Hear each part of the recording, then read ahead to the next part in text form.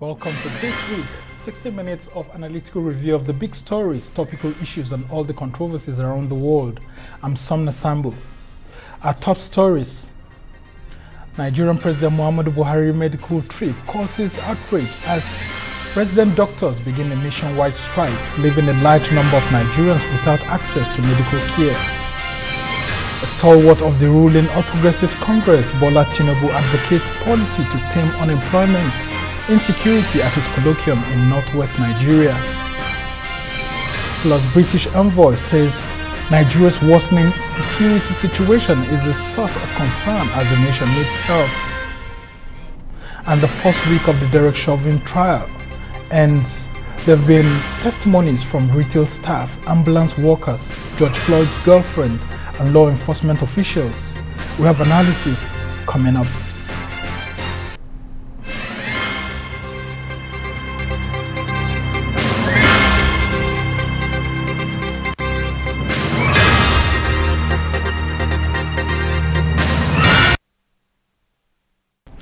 Nigeria's President Muhammadu Buhari is facing criticism for heading on a 2-week medical trip to the UK. His trip comes as resident doctors in the country have embarked on a nationwide strike and are refusing to call off the action despite threats from the government and plea by Nigerians. Most Nigerians are currently unable to access medical services in public hospitals due to the doctor strike. Meanwhile, the presidency has defended President Muhammadu Buhari's medical trip, saying he is not a medical tourist. Presidential spokesman Garba Shehu claims the president is only retaining his medical doctors who have been monitoring his health in the last 30 years. Buhari is expected back in the second week of April, even as the striking doctors describe the president's constant medical trips abroad as unpatriotic. Let's take a listen. He has done for so many years, even before he came to office.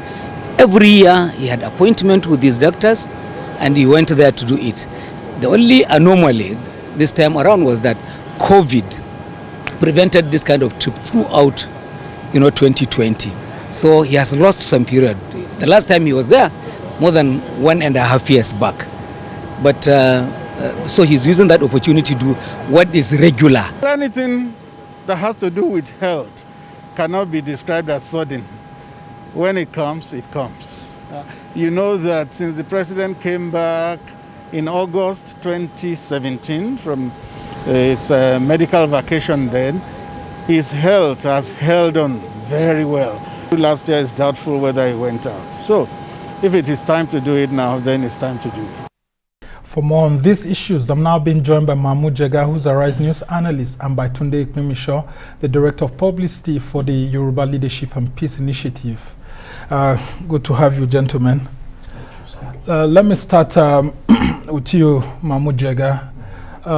Health issues are usually regarded as personal issues, and here you have the president's spokesman actually saying that, look, Mr. President has been making use of these medical doctors abroad for a second medical opinion for over 30 years, and there's no reason why Nigerians should be alarmed that he's going to see his medical doctors abroad.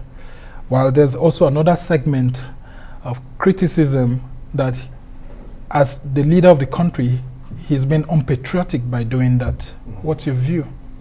Well, you see, unfortunately for the presidency, President Buhari himself made this a very serious issue in 2015. Not when he was a candidate, but when he was already president-elect. He spoke at the Chatham House in London, and he said very forcefully that he saw no reason why, as a leader, he should be going abroad for medical treatment.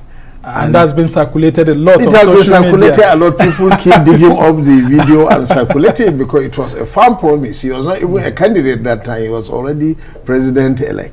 And you see, he has been president for 6 years now. One of the biggest problems we have in this country is this medical tourism.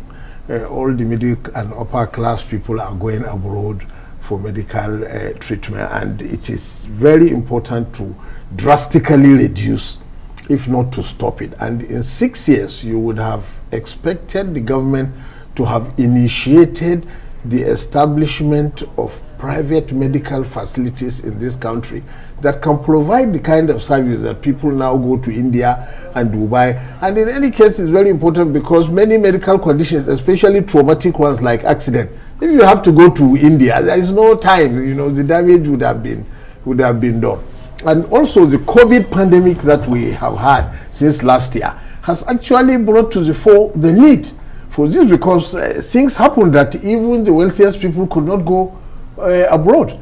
Coupled with what the report just said about his trip coincides with the strike by the medical doctors, it's embarrassing that most people cannot even go to public hospitals and the president has to go abroad. As the spokesman said, he has been going there for 30 years. But you see, even if you have been going there as a private citizen, by the time you become a big public official and president, you could end it if there are adequate facilities within the country. And Mr. Tunde Kwemisho, why has it been difficult for Nigeria to actually take care of its healthcare facilities? We've had not only President Buhari, several presidents going back. A lot of people say that the elites don't seem to take the issues of healthcare seriously. No, they do. They take the issue of their own healthcare seriously. And I want to just go back a bit to Madam Garba's position. He failed to make a difference between the Buhari person and Buhari as president. There are issues to examine here. One, does a man have a right to seek good health wherever he can? Absolutely, he's right. Number two, does he have an obligation to make the infrastructure, health infrastructure in Nigeria top grade so that there will be no need for it? Yes. Number three, does he, as a leader, have a responsibility to lay a good example? Yes, he has a, these are the conflicting situations. Whereas, while he has a right as an individual to go wherever, from Honduras to wherever, to seek good health, he has a responsibility to make the system here work. So how many people can afford to go to Dubai, to go to India, to go to Canada or wherever? It's only the big people who can. And big people who are using our own resources. The resources that have been pulled back, I mean, to develop. I went to Ebonyi State in 2019, and some of the people in our team were involved in an accident. And you know, emergency case, we were rushed to what they called Alex Ekweme Federal Teaching Hospital. I've written about it. That hospital is not federal. It is not an hospital, and it's teaching nothing. It's a very squalid environment. We were there all through the night. The only redeeming aspect of the hospital were the staff. You could see they were eager to work, but the equipment were not there. On some of the beds, 2 patients were sharing the same bed. That is, the story is replicated all over the country because government has not done that which it should do. Look at the one right in their face here, the one they call State House Clinic. I had for the first time, I think last week, I went there because I wanted to take a jab. And I was asking myself, is this the State House Clinic we read about in the budget estimates? There is nothing there that justifies to the layman that I was, to justify the huge amounts that have been sent there. The government has a responsibility to provide good health for the people of Nigeria. Now, let's also be fair to Buhari's supporters. Some of them have said that he doesn't want to be like the late Tanzanian President John Magufuli, who said he wouldn't seek treatment abroad, trying to be patriotic, only for him to end up in a casket. No. We wish our president lives very long. It is our hope, and we are praying for him. The first thing to do right is to make sure, even if you cannot do the health center in my village, that one, the one they call the State House Clinic, make that one well. Bring all the equipment from all over the world. And then replicate that kind of State House Clinic everywhere. And gradually begin to do it all over the place. All right. Nigeria has the resources to do it. It's the willpower. It's the willpower to do it that is lacking. Okay, now let's talk about this resident doctor strike.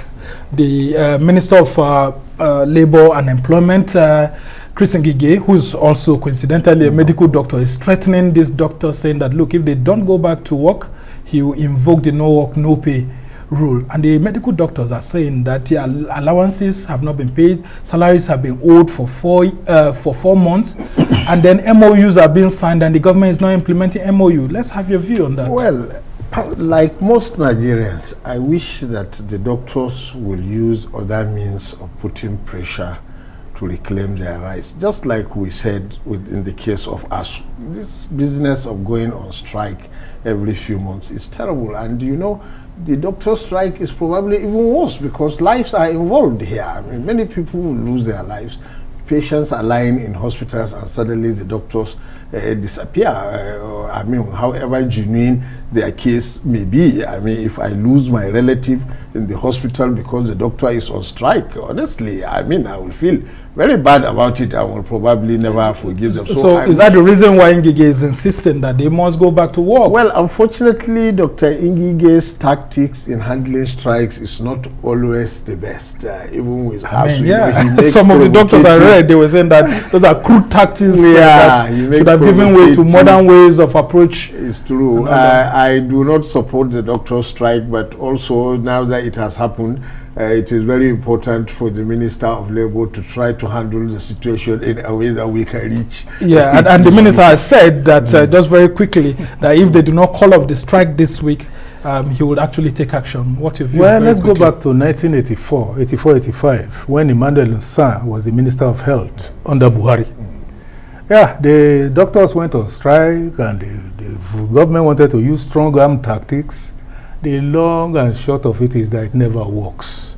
Because now, even if it is mechanics who go on strike, you don't train a mechanic overnight. It takes time. Well, Dr. Ngige is quoted to have said that we have so much doctors that even if they sack all these ones, they will recruit new ones. It doesn't always work that way. They are a team. They work as a body. It will be difficult for me as a doctor to go and take the job of another doctor. And honestly, you need goodwill. There is an atmosphere you need to create for people to put in their best. Under threats, and it doesn't work.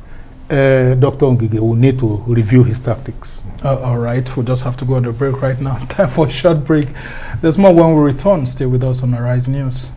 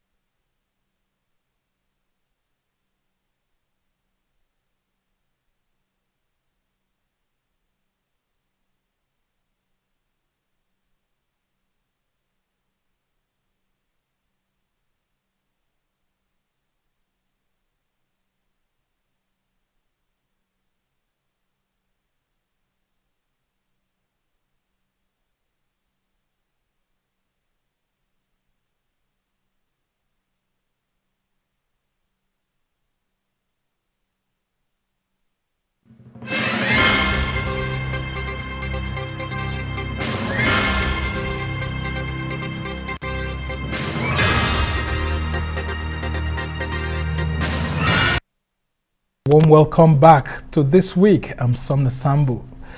A chieftain of the ruling All Progressives Congress, Bola Tinubu, says he chose Kano State as a venue for his 12th colloquium and 69th birthday to prove to Nigerians that the Yoruba and Fulani people are united despite perceived differences. The APC stalwart faulted secessionist groups' agitations, especially those from his region. He also spoke on the state of the Nigerian economy, describing it as weak despite exiting recession. He's calling for the recruitment of more than 50,000 youths into the Nigerian army. Tinubu is calling for massive recruitment of youths into the armed forces and warns against wasteful spending among government officials. He is asking the federal government to spend its way out of the pandemic-affected economy through injection of more money into the economy via investments in infrastructure, agriculture, and job creation. Let's listen. Government must not be afraid to embark on active physical policy to create jobs, build infrastructure, and develop our industrial sector, as well as continue to improve agriculture. This means governments must spend money, but spend it on those things that bring the requisite economic return for the nation. Here one must make the point clear about the urgency of need to think outside the box in finding solutions to the challenges posed by our unemployed youth. Thus, while state and local government must shape their budget to fit their revenues, federal government can and should spend to create more jobs for the youth in both the north and the south, which is key to eradicating restiveness and sundry criminalities among the youth. For analysis, let's turn to Tunde Ekpemisho, the Director of Publicity for the Yoruba Leadership and Peace Initiative. And still with me here also is Arise News analyst Mahmoud Jega. So let's start with you, Tunde. Here's Bola Tinubu, who is a leader of the APC and a very prominent Yoruba leader, saying that he does not support the calls for secession or separatism as being championed by some people. Well, others have called it self-determination and all of that rhetoric. What do you make of Tinubu's foray into the north, where he actually made this statement? Well, let me tell you about a little of my background. When I finished university, I went to serve in Cross River State. I'd never been there before. From Cross River State, I came on a visit to Minna and fell in love with that city, small, cute city. Niger State, in 1981. I started work there. I didn't need to know anybody. And I was telling Mahmoud now that my boss then, Mahmoud Bello, to now was the GM, was not concerned about where anybody came from. Our newsroom was a typical Nigerian environment. You had Igbos, we had Hausas. Nigeria has a lot to give to all of us if we are together. So I align myself with Bola Tinubu on that. That is not to say there's not enough, we don't have enough reason to worry about the state of affairs in the nation. The nation is in dire straits. The nation is gripping with trouble. And that's why people have called for restructuring. Some people have said the government is not listening. Yes. You have this coalition of Yoruba leaders and Middle Belt leaders saying that, look, at this point in time, we think self-determination is the best option because we've written to the federal government and they haven't answered us. No. But here we have Tinubu, who is from that region, Southwest, actually saying that, look, this is not the best way out. It's better if we remain a united Nigeria. The Yoruba Leadership and Peace Initiative, simply put TYI, that I represent, is very strong on the fact that Nigeria needs to be restructured. Those who are saying what does restructuring means are just being mischievous. Everybody knows what is wrong with Nigeria. The federal government has too much it is carrying. In fact, at a point in this country, we had a National Primary Education Commission. The federal government has no business with primary education, for instance. So let the federal government mind the currency, let it mind foreign affairs, and all those little, and devolve to the states some of these powers. Let the man in Jigawa, for instance, be able to determine the salary of a civil servant based on what is available in Jigawa, not trying to compete with Lagos or Kano or Rivers. So we must restructure, and restructuring will give us a better nation. The man in Bauchi will prosper from it. The man in Anambra will prosper from it. The man in Kogi, where I come from, will prosper from it, because everything will be well aligned. But that is not to say we must go our separate ways. I still believe, and we believe in TYI, that we should stay together. But these terms of our staying together should be reviewed. Okay, let's have your views, Mahmoud. Here is Tinubu going to the north. And some people have said that this is a launch pad to the 2023 election ambition of Tinubu to become president. And do you think he sent the right messages, actually? I think that Bola Tinubu is campaigning for president in 2023 is the most open secret in Nigeria. And, people keep insisting that he hasn't said it. Well, he doesn't have to say it. Action speaks louder than the words. And this event that he organized in Kano, with the full support, obviously, of the Kano State governor, honestly, it was like Ganduje, that some people have said he's also trying to win the heart of Tinubu to become the vice presidential. Well, politicians, that's what they are for. They are free to juggle. It was a political coup for Tinubu, honestly, because if you see videos from that event, it was massive. Of course, Kano is populous. They were enthusiastic and everything. Now, his own speech that he delivered there was well considered. You know, he was really, on the one hand, he has to say something that will excite Nigerians. On the other hand, he has to look over his shoulder because he's a chieftain of the ruling party. So, to that extent, he was quite courageous in his analysis of the economic and unemployment and the insecurity situation, but he went as far as he dared, given the dicey situation. So I think it was a very good outing. Only that going forward, he will have to sharpen his message from lamentation now to offering concrete solutions. Yes, and back to the question I asked Mr. Akmemisho here on that Nigeria being united message. What will you think Tinubu was trying to pass across in that place, considering the nature of Kano and then the position of Kano being the state in the country with the highest number of voters and all of that? Maybe second to Lagos. Well, yeah, second to Lagos, yes. If you want to be president of Nigeria, obviously you cannot at the same time have both secessionist views. In any case, the secessionist agitation that we see in parts of Yoruba land and the Igbo land, I don't think it is the majority opinion, but it is a sign of the frustration that many people harbor with the times. And definitely there are many reasons to be frustrated with the way things are in the country. I mean, the economic situation, the insecurity situation, and of course also even in politics, people are disappointed with, let's say, the way the Buhari presidency makes appointments, which many people say is lopsided and all that. So there is a reason for some people to be frustrated. But I agree entirely with my very old friend and colleague that secession, if only we are careful and we look at the experience of other African countries, most recently South Sudan, or even the history of the Balkans, the Serbs and the Croats and the Bosnians and the Croatians, if we look at all the examples there, and even there was one tiny country that seceded from Indonesia, you know, it is not always successful.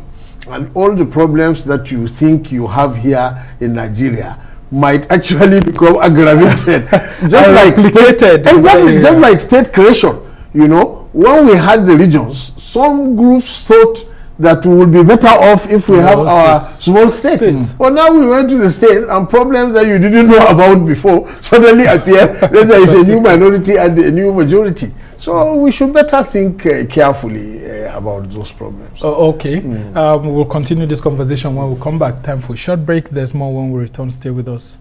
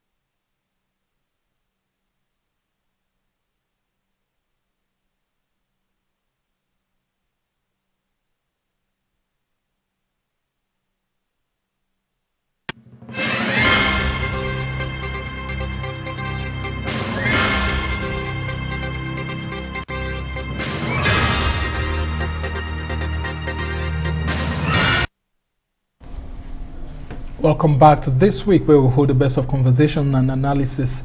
I'm Sumner Sambo. We'll continue with Tinubu's visit to the north, and the analysis here now is on his suggestion for the recruitment of 50,000 young Nigerians. Before, he had said 50 million, but he said he was misquoted. Some people later said he actually said 5 million, but he clarified and said through his spokesman Tunde Rahman that it's 50,000. How feasible is this? And have we been able to, does it make economic sense? Have we been able to pay all the soldiers that we have very well to warrant the further recruitment of soldiers? Well, if you look at the defense budget, I will find it difficult to think or believe that we cannot pay our soldiers. Enough provision is being made. Between when the Accountant General releases money and when the private soldier receives his paycheck, somebody should do an audit there. Having said that, I think because of the situation in which the country has found itself, we are fighting insurgency, we are fighting banditry, we are fighting whatever names you want to give it that means bloodletting in all areas of the country. And certainly the police cannot handle it. They are overwhelmed.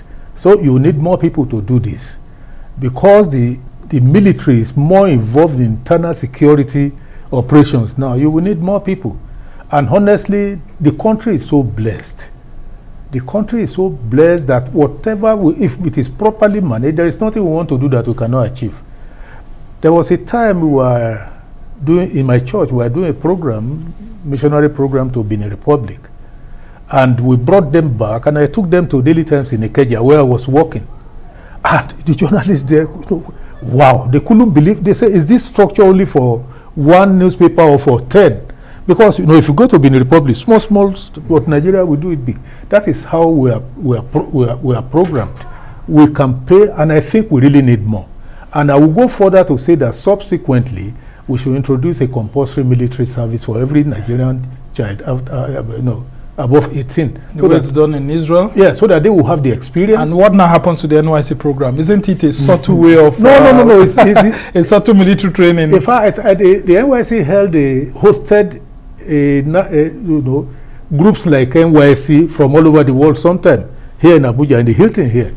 And most of them from other parts of the world were military inclined. They were doing military trainings that we are not doing.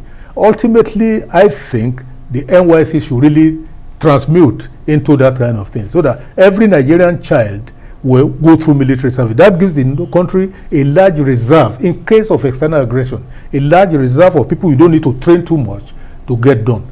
I will support him. We need more people. All right. We hope people will not be forcefully conscripted. So, Mahmoud, let's talk about Tinubu's suggestion. Does it make economic sense for us to get 50,000 people recruited immediately into the army? Where will the money be coming from, since the government says there's not enough money? We need, it is a very sensible suggestion. 50,000 is even small. Initially, it was reported 50 million. And I said, which will have been like 1 in every 4 Nigerians. Even the Chinese People's Liberation Army has is about 6 million.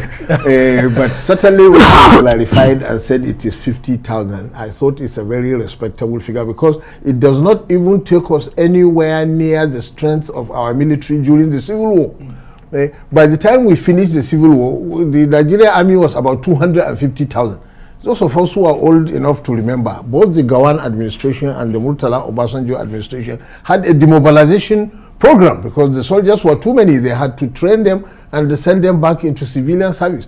Now the military is too small, especially because of its involvement in internal security operations all over. Look, there are all these reports.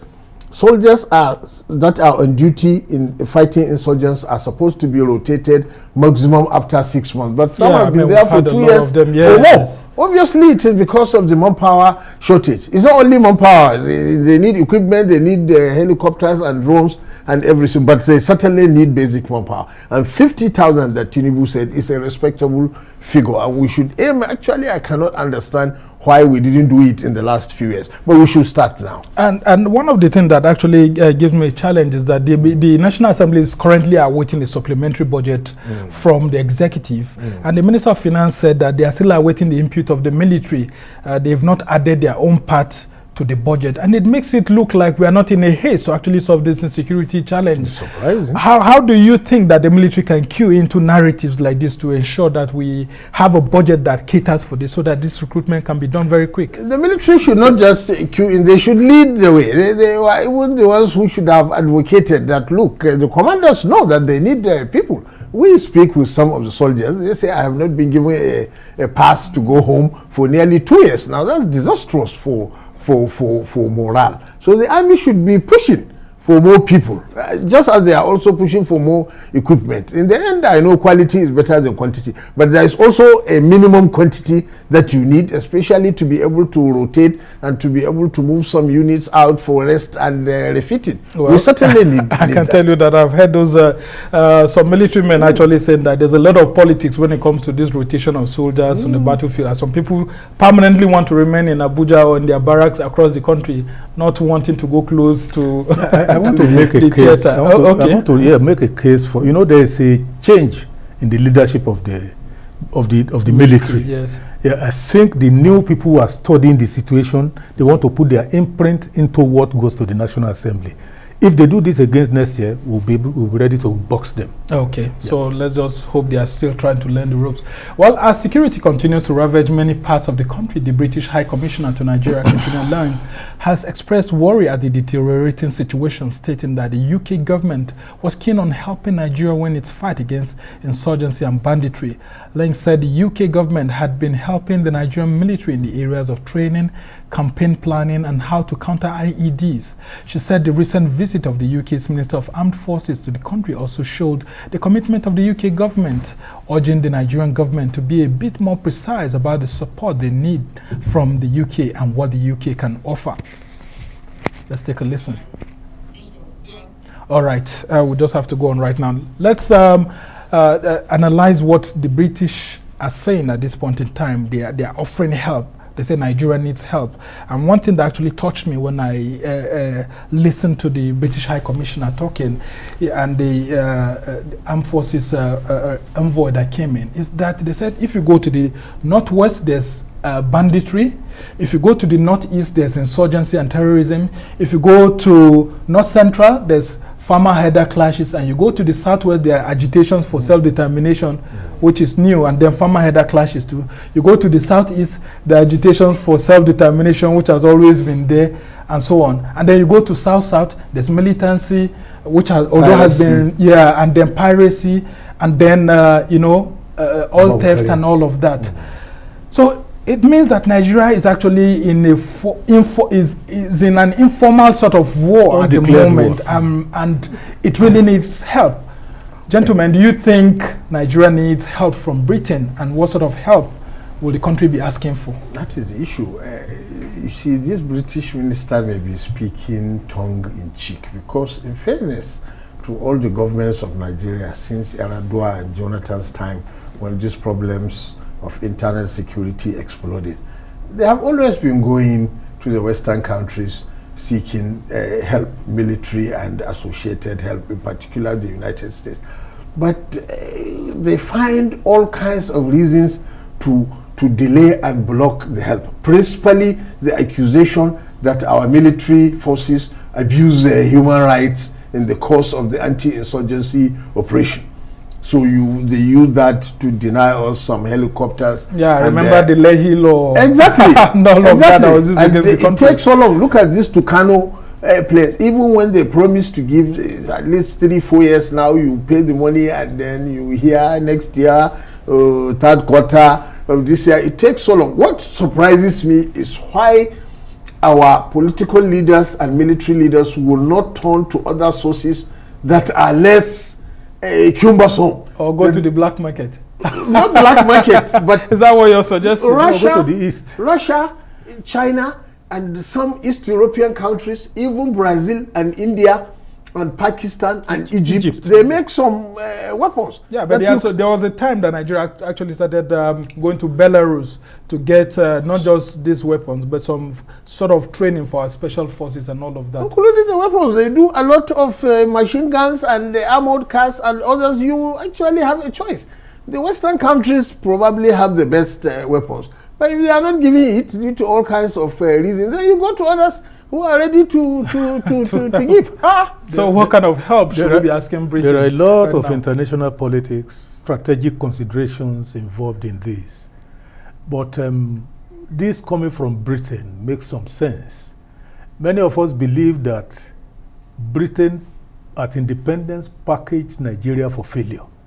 So, I mean, the man who invented the problem should be able to provide a solution. If they are now ready to help us to get out of what they originally cooked into the broth, into the soup we are eating, it will be good for us. Of course, you don't need any seer to tell you that we need help. We need help because we don't produce much of even the bullets we fire. We don't produce Nigeria is them. not the only experiment the British toyed with, even India and all of that. It's a woeful failure with Nigeria. Yes, okay. Some people have also said that some of these Western countries are in one way or the other supporting some groups that do not want a united Nigeria. Some of these groups, in fact, even NGOs are being sponsored through the back door to destabilize the country. Do you share those kind of views? No, you see, nobody owes you a living. After 18 or after when your dad has sent you to university, he will just be being gracious to do more. He's giving you all that you need to stand on your own. The Western countries do not owe Nigeria a living. It is for us our duty to evolve homegrown solutions to our problems. We can't depend on them because they have their own interests, and at some points their interests will clash with ours. Of course, they produce these weapons too, and they want markets for them. So, I mean, they could provoke insurgency and internal problems anywhere in the world so that their goods will sell. I mean, but the most important consideration is that nobody owes you a living. You should go out there and make a living yourself. Nigeria is over 60 years old. Look at the countries that started with us, Malaysia, Brazil, and all of them. See where they are today. We should put our thinking caps on and stop taking we don't blame other people for our irresponsibility. All right, so irrespective of what other people think, the country needs to be united and move forward. Well, it's time for a short break now. When we return, okay, sorry, I've been told that we still have enough time. Mahmoud, let's just have your views on that too also.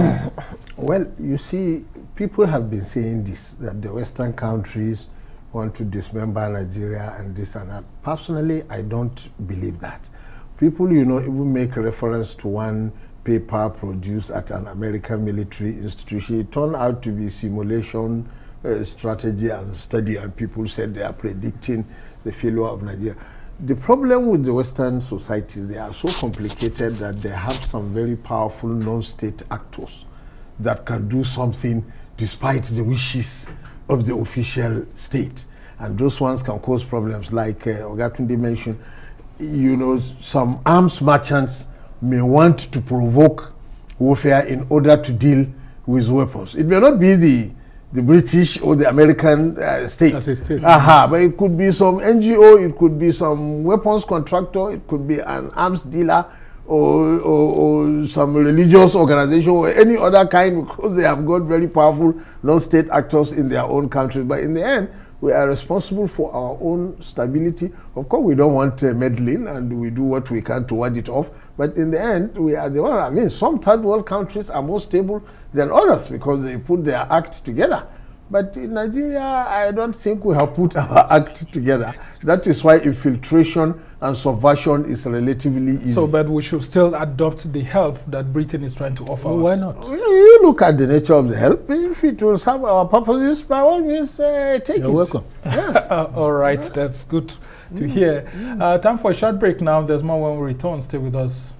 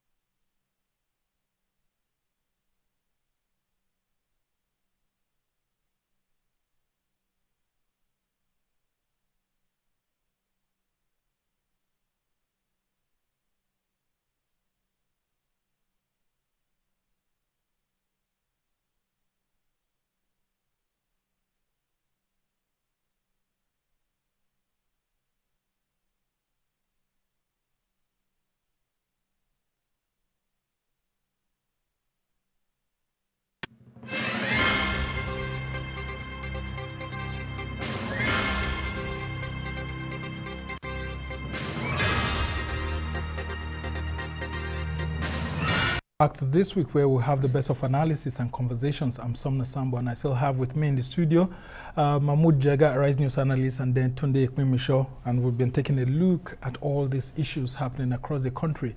Now let's take a look at the alleged bombing of a Nigerian Air Force plane by Boko Haram, which the Air Force has clearly said that that's not the case in a statement, that the plane crashed in the northeast, specifically within the region of Borno State and all of that.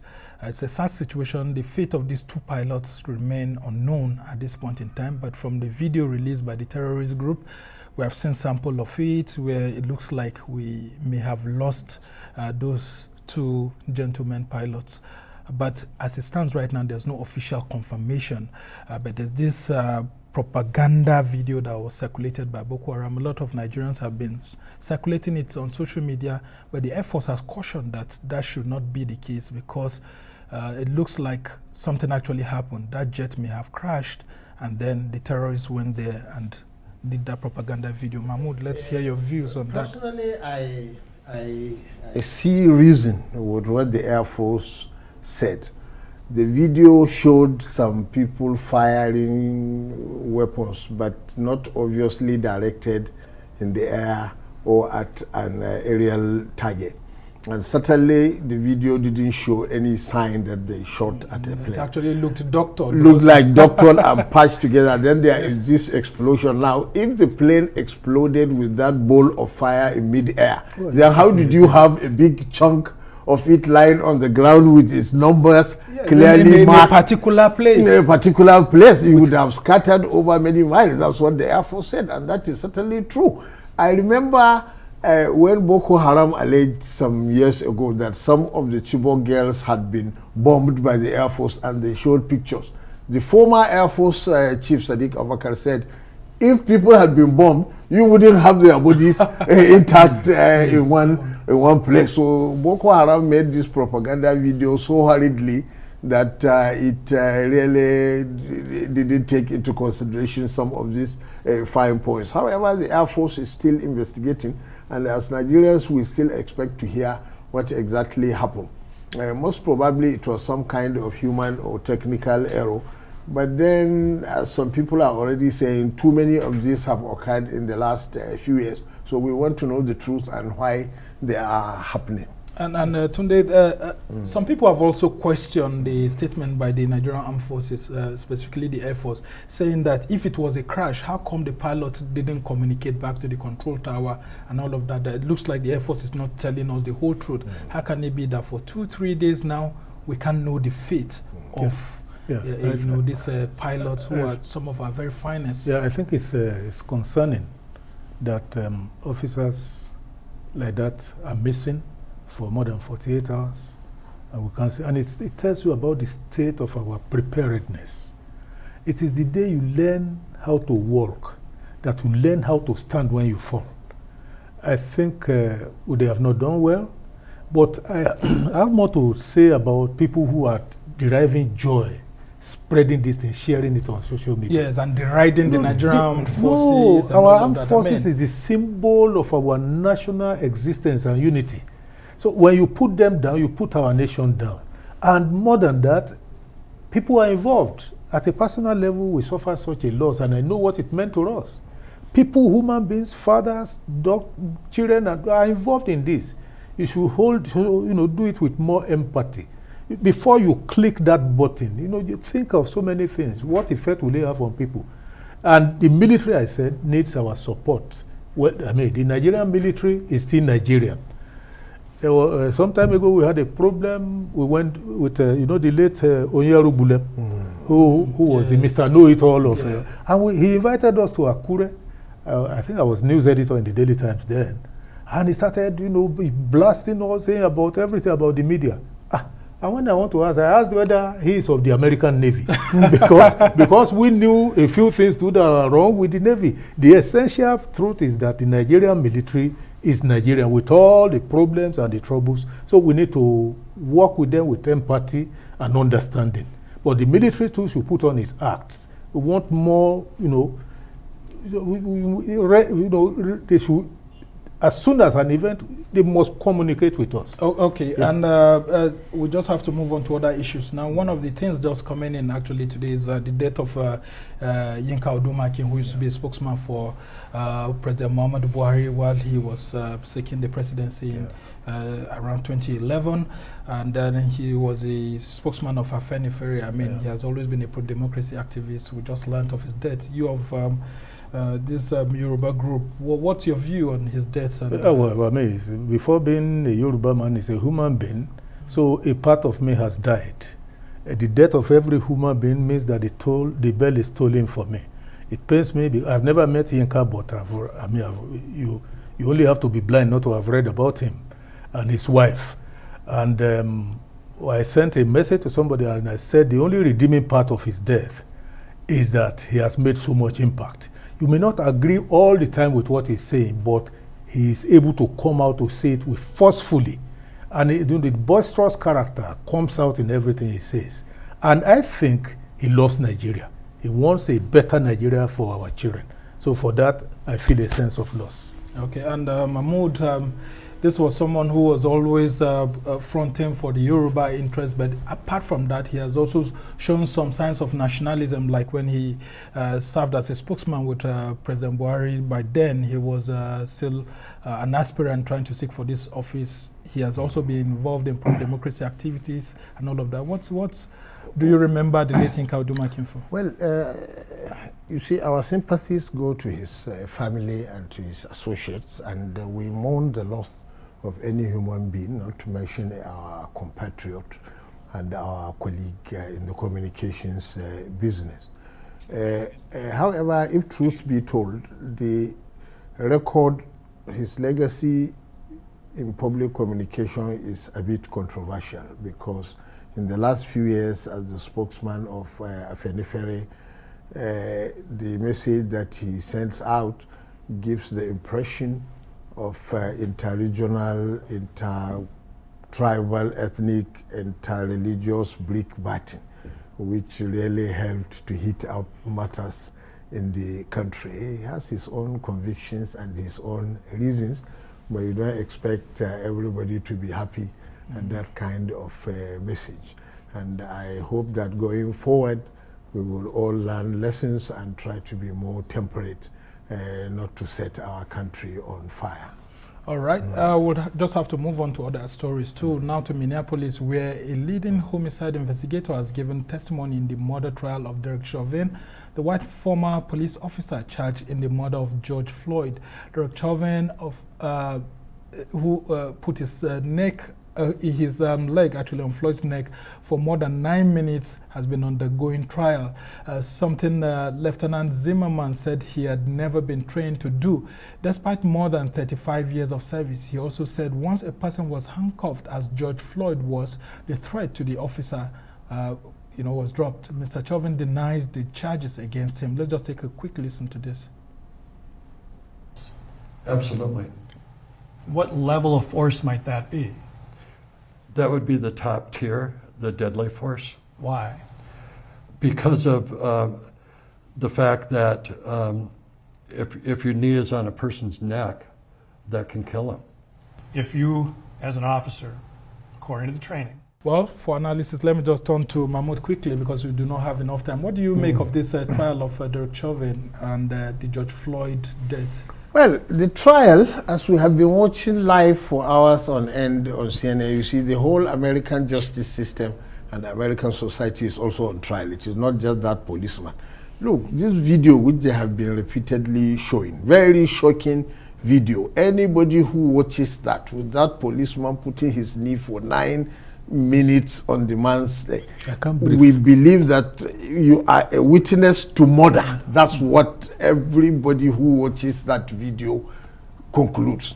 And if the justice system turns any verdict that is different from that, then the justice system in the US itself could be in trouble, and we may have more riots.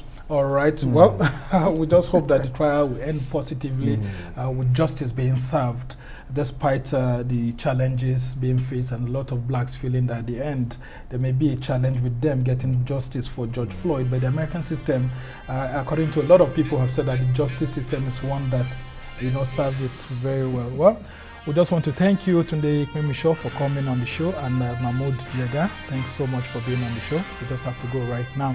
That's it for this edition of This Week from me and the entire team here in Abuja. Goodbye, and thank you for watching.